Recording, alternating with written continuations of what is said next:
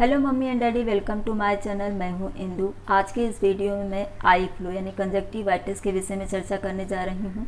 इसे आम बोलचाल की भाषा में आँख का आना या पिंकिश आई भी कहते हैं। यह नवजात शिशु, छोटे बच्चे और बड़ों को भी होता है। कॉमन रूप से जुलाई अगस्त के महीने में अधिकांश लोगों को होता है। इसमें मेरे बेटे को भी हुआ है, तो इसके लिए मुझे ध्यान आया कि मुझे इस टॉपिक पर एक वीडियो दे देना चाहिए। इसके लक्षण क्या होते हैं, क्या सावधानी आपको बरतनी है, क्या इलाज आप कर सकती हैं, यही चर्चा मैं करूंगी। वीडियो अगर पसंद आएगी तो लाइक कर दीजिएगा। अगर आप मेरे चैनल पर न्यू हैं तो चैनल को सब्सक्राइब कर लीजिएगा और वीडियो को शेयर भी कर दीजिएगा ताकि जो न्यू पेरेंट्स होते हैं उन्हें भी इनकी जानकारी हो जाए। कंजक्टिवाइटिस 3 तरह का होता है। यह बैक्टीरियल इन्फेक्शन की वजह से भी होता है। जो बैक्टीरियल कंजक्टिवाइटिस होता है, इसमें आँख में चुभन महसूस होती है। आँख की जो सफ़ेद परतें होती हैं ये लाल हो जाती हैं। आईलिड भी पूरी तरह से लाल हो जाता है। आँखों में सूजन रहती है। आँख से येलो या वाइट कलर का लिक्विड डिस्चार्ज होता है, जिसकी वजह से सो करके उठने के बाद, चाहे वो छोटे बच्चे हों या बड़े हों, सो के उठने के बाद में आँख की जो दोनों पलकें होती हैं वो आपस में चिपक जाती हैं और आँख से पानी भी गिरता है। आँख में दर्द महसूस होता है। तो ये सारे लक्षण होते हैं जो बैक्टीरियल कंजक्टिवाइटिस होता है उसमें। इसके अलावा वायरल इन्फेक्शन की वजह से भी कंजक्टिवाइटिस होता है और वायरल इन्फेक्शन की वजह से जो कंजक्टिवाइटिस होता है इसमें बुखार और सर्दी भी रहता है। तो इसके साथ ही ये सारे लक्षण जो कि मैंने भी बताए, आँख में सूजन आना, आँख की पलकें चिपक जाना, आँख लाल हो जाना, ऐसे लक्षण दिखाई देते हैं। तो आपको इसके साथ में अगर सर्दी जुकाम भी है, डॉक्टर के पास ज़रूर जाइए। इसके अलावा एलर्जिक कंजक्टिवाइटिस भी होता है। ये ज़्यादातर एलर्जी की वजह से होता है। जैसे कि बच्चे या बड़े स्विमिंग पूल वगैरह में जाते हैं तो वहाँ पानी में क्लोरीन यूज किया जाता है, या फिर आपकी जो रुमाल है, जो संक्रमित व्यक्ति हैं या संक्रमित बच्चा है, उसकी रुमाल उसके आँख पर रखने के बाद किसी और की आँख पर इस्तेमाल की गई है, तो इससे भी ये कंजक्टिवाइटिस हो जाता है। तो आपको सावधानी के तौर पर जिस किसी को भी ये आई फ्लू या कंजक्टिवाइटिस हुआ है, उनके द्वारा इस्तेमाल की गई रुमाल या चादर या बिस्तर किसी दूसरे को न दें, यानी बच्चा भी न यूज करे, और अगर बच्चे को हुआ है तो बड़े भी नहीं यूज करें। और आँख पर किसी चीज़ की लाइट, यानी जैसे मोबाइल हुआ, टीवी हुआ, इसकी सीधी लाइट आँख पर न पड़े, क्योंकि वैसे भी आँखों में दर्द होता रहता है जब आँखें चुभन महसूस करती हैं, और अगर लाइट सीधी पड़ेगी तो इससे बहुत ज़्यादा तकलीफ़ होती है। कोशिश करें कि काला चश्मा लगा करके रखें। अगर बच्चे हैं नहीं लगाना चाहते, वैसे तो आजकल के बच्चों को शौक भी होता है काला चश्मा लगाने का, लेकिन कुछ बच्चे नहीं लगाना चाहते हैं, तो लाइट जो होती है वो कोशिश करें कि टीवी की जो लाइट है वो धीमी रहे, या मोबाइल की लाइट जो है वो धीमी रहे, क्योंकि अगर बच्चा नहीं मानता है, उसे देखना ही है, तो धीमी करके रखें। इसके अलावा जब बच्चा सो करके उठता है या बड़े सो करके उठते हैं, तो अगर मैं यहाँ आपको घरेलू उपचार के तौर पर बता दूँ तो नीम की 10-12 पत्तियाँ आपको लेनी है। उसे धो करके आप स्वच्छ पानी में अच्छी तरह से उबाल लीजिए। नीम जो होता है वो एंटीबायोटिक होता है और इससे जीवाणु मरते हैं। तो आप नीम की पत्ती को अच्छी तरह से धो करके साफ़ पानी में उबाल लीजिए अच्छी तरह से। फिर इस पानी को रख दीजिए। जब पानी थोड़ा हल्का ठंडा हो जाए, यानी कि गुनगुना रहना चाहिए, उसी पानी में इस तरह से रुई का फाया बना लीजिए और पानी में इस तरह से डिप करके उसे थोड़ा हल्का निचोड़ करके आँख जो फंसी हुई है, यानी कि एक दूसरे में चिपक गई हैं, इस तरह से आपको हल्के हाथों से साफ़ कर देना है। लेकिन जब एक बार आप इसे साफ़ करती हैं तो इसमें ये जो लिक्विड डिस्चार्ज हुआ रहता है वो लगा रहता है, इसलिए इसे आप किसी पेपर पर रख दीजिए। दोबारा इसको इस्तेमाल मत करिए। फिर इसी तरह का दूसरा रुई का फाया लीजिए और अच्छी तरह से उसे इस तरह से क्लीन कर दीजिए। ये जो कंजक्टिवाइटिस होता है ये 4 से 5 दिन रहता है, उसके बाद में क्लियर हो जाता है। कभी कभी एक आँख में होता है और कभी कभी दोनों आँखों में हो जाता है। तो आप ध्यान रखिए, अगर दोनों आँखों में है, जैसा कि मैंने बताया कि कापूस आपको यूज करना है इस तरह से फाया बना करके, तो एक आँख का दूसरी आँख पर मत इस्तेमाल करिएगा। दोनों आँखों के लिए आप ढेर सारा रुई का फाया बना करके रख लीजिए।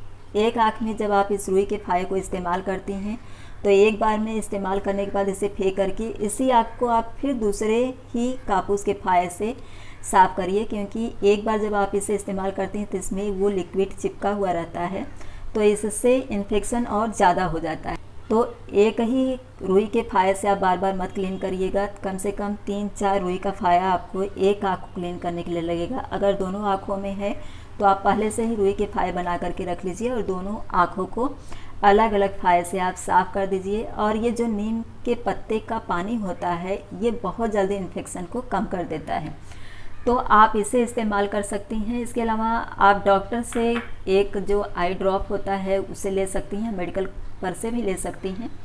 मैं यहाँ पर जो इन दिनों इस्तेमाल कर रही हूँ मैं आपको बता दे रही हूँ। वैसे यूट्यूबर्स को इजाज़त नहीं होती है कि वो किसी भी दवा को आप लोगों को यानी वीडियो में दिखाएं। मैं इसमें मेरे बेटे को हुआ है और थोड़ा मुझे भी उसका इफ़ेक्ट आ गया था, क्योंकि मैं सीधा सीधा उसकी आँखों को क्लीन करती थी और देखती थी। लोग कहते हैं कि देखने से नहीं होता है, लेकिन मैंने इस बात को महसूस किया कि नहीं होता है। अगर हम दूसरे की आँख में देखते हैं तो हमारी आँखों को भी इफ़ेक्ट हो जाता है। ये है, देखिए आप इस तरह से मेडिकल पर से मैंने इसे मंगाया है। इसे हमने बचपन से इस्तेमाल किया है तो मुझे इसकी जानकारी थी।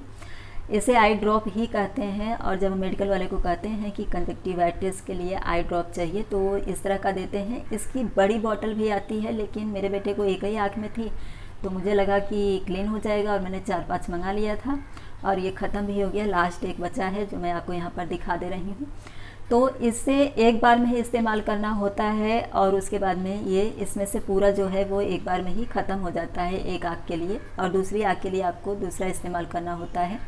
अगर बच्चा डायरेक्ट आपको आँख में नहीं डालने देता है तो आप यहाँ पर जो कॉर्नर होता है यहाँ पर इस तरह से प्रेस करके इसका लिक्विड पूरा इसमें डाल दीजिए, और उसके बाद में इस तरह से आप फैलाएंगी तो पूरी आँख में फैल जाता है। ऊपर से बच्चे की आँख इस तरह से करके हल्का इस तरह से फैलाएंगी, नहीं तो नीचे से भी ऐसे कर देंगी तो ये आँख के अंदर, आँख की परतों के अंदर इस तरह से चला जाता है। तो इस तरह से ये कुछ ज़्यादा ऐसी बीमारी नहीं है कि आपको घबराने की ज़रूरत है या फिर आपको बहुत ज़्यादा तकलीफ़ आती है। हाँ, जो छोटे बच्चे होते हैं उनके मामले में हमें मेहनत ज़्यादा करनी पड़ती है। जैसे कि बच्चा जब सो के उठता है तो वो डर जाता है कि ये क्या हुआ। मेरा बेटा तो 20 साल का हो गया है, तो उठता है, आँख नहीं खोल पाता है, तो मैं गर्म पानी करके तुरंत ले करके आ जाती हूँ। नीम का झाड़ भी बाहर ही है तो मैं इसे उबाल करके रख लेती हूँ। तो आप ये एक सावधानी करिए कि एक दूसरे का कोई सामान आप मत यूज करिए, मतलब सिर्फ जो आँख के ऊपर आप यूज कर रही हैं, रुमाल वगैरह, चद्दर या फिर कापूस का फाया जिससे आप साफ़ कर रही हैं, तुरंत साफ़ करने के बाद में आप उसे डस्टबिन में डाल दीजिए ताकि वो बाहर न रहे।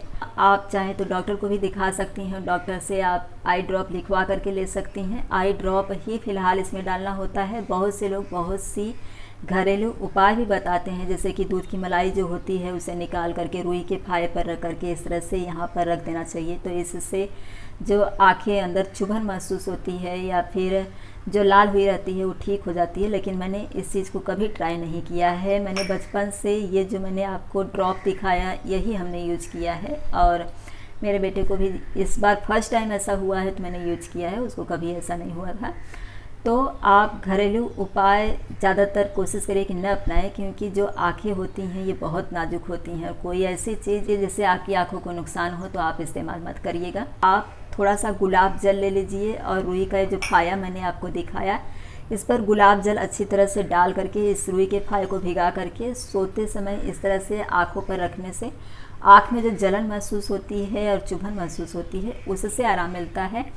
और ये जो लिक्विड निकलता है ये भी बहुत कम डिस्चार्ज होता है, लेकिन आराम बहुत रहता है, तो आप इसे इस्तेमाल कर सकती हैं। ये मैंने ट्राई किया है। गुलाब जल जो होता है ये किसी तरह का इसमें केमिकल नहीं रहता है, तो इससे आँखों पर कोई बुरा असर नहीं पड़ता है। वायरल इन्फेक्शन की वजह से जो कंजक्टिवाइटिस होता है इसमें सर्दी और बुखार के साथ में कंजक्टिवाइटिस होता है। लक्षण वही रहते हैं, आँख में सूजन आना, आँख लाल हो जाना, आँख से लिक्विड डिस्चार्ज होना, लेकिन इसमें अगर सर्दी और बुखार भी है तो आप समझ जाइए कि वायरल इन्फेक्शन की वजह से कंजक्टिवाइटिस हुआ है। तो आप एक बार डॉक्टर के पास ज़रूर जाइए, क्योंकि इसमें सर्दी बुखार भी है, तो डॉक्टर से आपका परामर्श लेना बेहद ज़रूरी होता है।